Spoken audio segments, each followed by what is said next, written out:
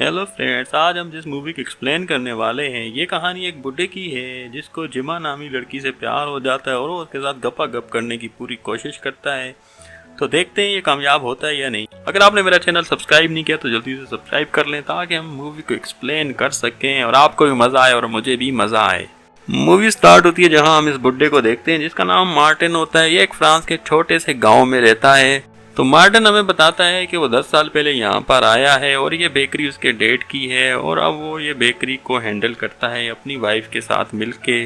अब Martin bread लेके अपनी वाइफ के पास आता है और उसकी वाइफ कहती है कि तुमने तो ब्रेड जला दी। तो मार्टिन कहता है असल में मेरा ध्यान चार्ली की तरफ था, मैं उसके बारे में सोचता था कि कहीं वो खुदकुशी ना कर ले। तो उसकी वाइफ कहती है नहीं, वो ऐसा बिल्कुल भी नहीं करेगा। और फिर हमें अगले सीन में दिखाते हैं कि मार्टिन चार्ली के घर पर जाता है जहाँ पर चार्ली अपने घर में कुछ चीज़ें जला रहा होता है जो जिमा की होती हैं। जिमा इसकी वाइफ है और ये अपनी वाइफ की चीज़ें क्यों जला रहा था ये हमें मूवी में आगे जाके पता चलेगा। और फिर चार्ली घर के अंदर चला जाता है तो मार्टिन को वहाँ सामान में रखी हुई जिमा की डायरी मिलती है जिसे वो अपने पास रख लेता है और घर आकर मार्टिन इस डायरी को पढ़ने लगता है और यहीं से कहानी फ्लैशबैक में चली जाती है। और हम देखते हैं कि यहाँ पर चार्ली और जिमा की शादी हो रही है और वो इस गांव में नए नए आए हैं। और जब वो अपने घर पर आते हैं तो मार्टिन उन्हें देखता है और उनकी तरफ चला जाता है। फिर अगले दिन दिखाते हैं कि चार्ली और उसकी वाइफ मार्टिन की बेकरी पर आते हैं और मार्टिन उस लड़की को देखकर दीवाना हो जाता है। और इसके बाद मार्टिन जब घर आ रहा था तो उसकी मुलाकात वापस उसी लड़की जिमा से होती है। फिर मार्टिन उसे गार्डन दिखाने ले जाता है और ये देखकर जिमा काफी खुश होती है।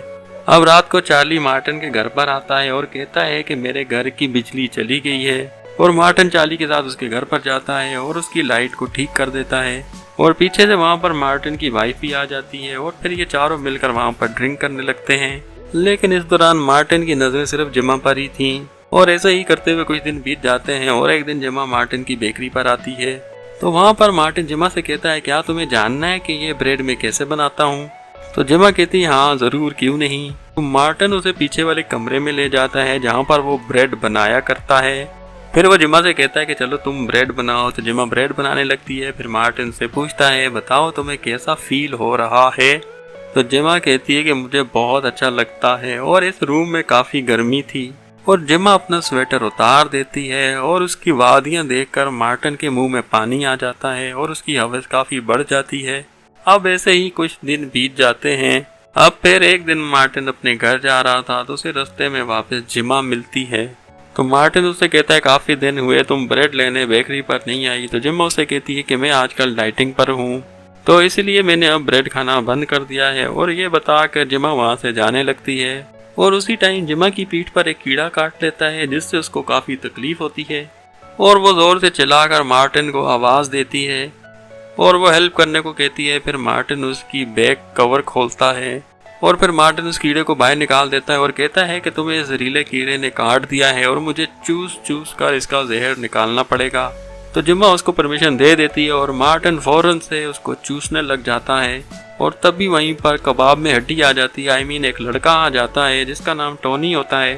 और टोनी मार्टिन से कहता है तुम ये सब क्या कर रहे हो। तो मार्टिन फिर उसको सारी बात समझाता है और तभी जिमा नीचे गिरकर बेहोश हो जाती है। और फिर ये दोनों उसको गाड़ी में डालकर हॉस्पिटल लेकर जाते हैं। और फिर डॉक्टर उसको एक इंजेक्शन लगाता है और कहता है अब तुम खतरे से बाहर हो।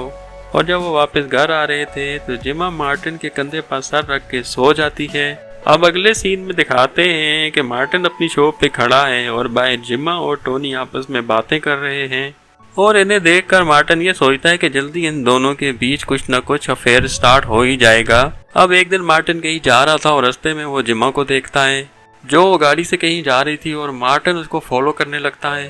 तो मार्टिन देखता है जिमा सीधा टॉमी के घर जा रही है और ये सब देखकर वो काफी शॉक्ड हो जाता है। तो मार्टिन को लगता है ये जरूर अंदर रेलगाड़ी चलाएंगे। और फिर अगले सीन में दिखाते हैं रात को मार्टिन जिमा के घर डिनर करने आता है और उसकी नजर जिमा के गले पर लव बाइट्स पर पड़ती है जिसे देखकर वो समझ जाता है कि आज टोनी ने जिमा को सही गोली बनाया होगा। और साथ साथ मार्टिन सैड भी हो जाता है क्योंकि वो जिमा को पसंद करता था और जिमा के कच्चे बादाम भी खाना चाहता था। अब अगले दिन मार्टिन टोनी से मिलता है और उससे बातें करने लगता है। टोनी मार्टिन से कहता है यहाँ मेरा दिल नहीं लगता, ना मुझसे स्टडी हो पाती है। तो मार्टिन कहता है तुम जिससे प्यार करते हो अपनी गर्लफ्रेंड को यहाँ बुला लो।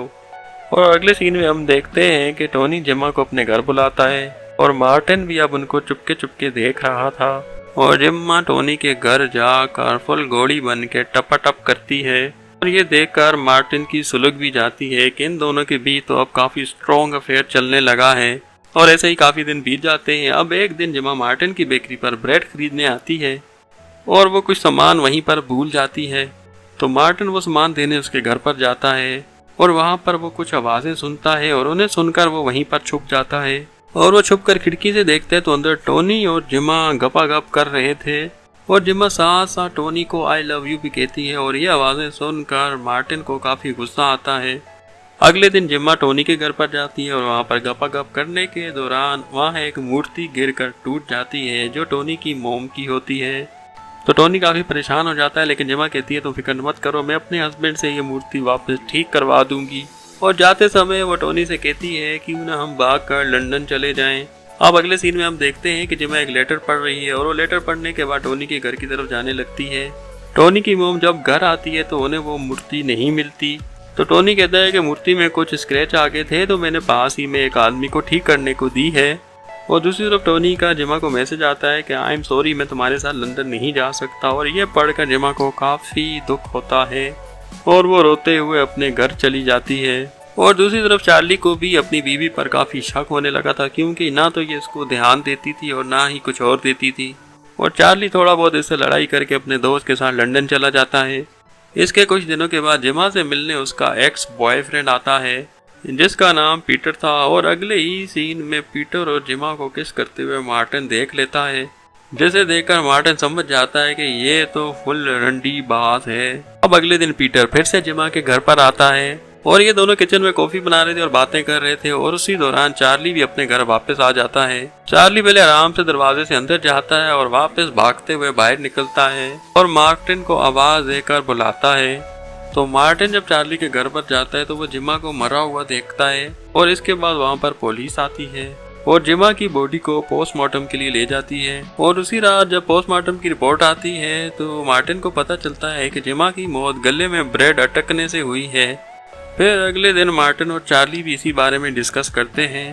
तो चार्ली मार्टिन से कहता है ब्रेड की वजह से इसकी मौत नहीं हुई, लेकिन जब मैं घर पर गया तो वहाँ पर पीटर ने घोड़ी बनाकर रखा हुआ था जिमा को। और ये सब देखकर मैं समझा कि पीटर जिमा के साथ जबरदस्ती कर रहा है। और ये दोनों बातें ही कर रहे थे तो पीटर भी वहाँ पर आ जाता है और वो कहता है कि जिमा ने मुंह में ब्रेड डाली थी, लेकिन उस टाइम मेरी हॉटनेस काफ़ी ज़्यादा थी और मैं पीछे से जिमा के साथ लग गया और वो ब्रेड उसके गले में अटक गई। और असल में मैं वो ब्रेड निकालने की कोशिश कर रहा था, लेकिन चार्ली को लगा कि मैंने इसको घोड़ी बनाया हुआ है और चार्ली ने आकर मुझे वहाँ से खींचा और मुझे मारने लगा। और फिर ये दोनों उस लड़ाई में इतने बिजी हो गए थे कि उन्हें जिम्मा का ख्याल ही नहीं रहा और जिम्मा का वहीं सांस बंद होकर मौत हो गई। और अब यहाँ से फ्लैशबैक ख़त्म हो जाता है, जहाँ मार्टिन और मार्टिन के बेटे को देखते हैं। मार्टिन का बेटा मार्टिन से कहता है कि हमारे घर के पास एक रशियन कपल रहने को आया है और अब मार्टिन उनसे मिलने के लिए बाहर जाता है। और यहीं पर ये मूवी एंड हो जाती है। और भी अच्छी मूवी देखने के लिए हमारे चैनल को सब्सक्राइब करें और घंटी के बटन को दबा दें।